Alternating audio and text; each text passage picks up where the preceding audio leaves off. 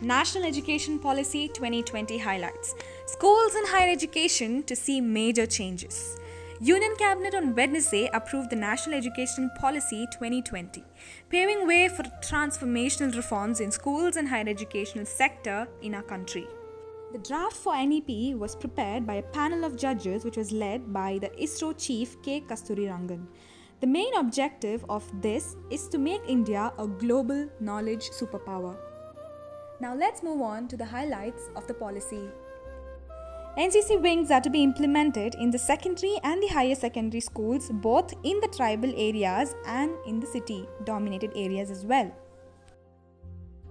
The first time of Indian history, there is going to be Indian Sign Language. Yes, I'm saying it right.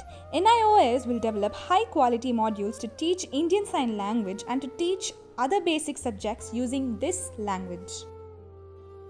The medium of instructions that will be given to the student will be both local and regional. 3 languages will be learned by the child as per the choices given by the state, region, and the interest of the student. Say no more discrimination to any of the streams of subjects that you are interested in. Yes, there is not going to be no separations between the arts, humanities, science, and vocational academic streams. All the streams are to be considered equal and are to be given equal preferences. The most important, the National Scholarship Portal will be expanded to support FOSTA and TRAC, all the SC, SC, OBCs and the SCDGs as well. There is going to be a dedicated unit for digital and online learning. There are going to be a different cells that are going to be innovated, especially focusing on the infrastructure, digital content and the capacity building, which will be created in the Ministry of MHRD to look after the e-education that needs to be focused on both school and higher education. More focus is to be given on the vocational studies in the school level. Every student to learn at least one of the vocational training, which may include carpentry, electrical work, metal work, gardening, pottery making. By 2025, at least 50% of the leaders of the school will be exposed to at least one of the vocational education. A 10 days of bagless education, which starts right from 6 to 8, are to be interning with local vocational training experts.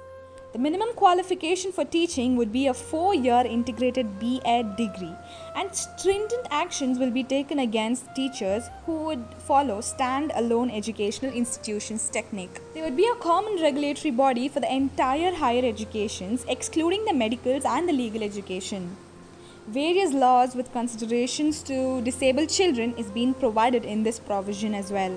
The new GDP that is going to be spent on educational sector is 6%. Earlier, it was just 1.7%.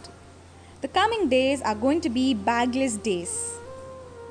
The curriculum will be mainly focusing upon involving arts, quizzes, sports and vocational crafts. A UG degree to have multiple exit options. What do I mean when I say multiple exit options? A course certificate after a completion of 1 year in a discipline or a field is to be given to the student. In case of 2 years of completion, he would receive a diploma degree. On completion of 3 years of the program, he would be granted a bachelor's degree. A 4-year diploma course or a multidisciplinary bachelor program is more opted and a more preferred option. The best universities in India are to set up some of the extensions of campuses in other countries as well. Selected universities like that from the top 100 universities in the world will be facilitated to operate in India. There is going to be a new pedagogical structure and a curriculum that is going to be followed. Abolition of 10+2 structures and including 5+3 plus 3+4 structures into the education system.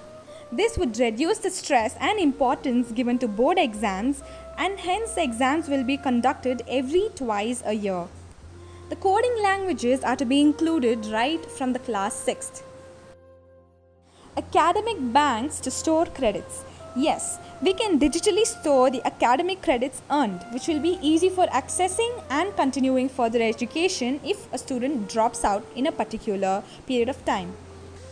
To all these years and centuries about ranting and complaining about our education system, there is finally a change, a new hope. A system of education that not only focuses about grades but also about the physical, mental and social well-being of a student. This education policy does not focus only on the knowledge perspective but also pays equal attention and importance to the practical knowledge as well. Let's join our hands together and make a change for India's bright future. Thank you for watching my video. Please do like, share and subscribe.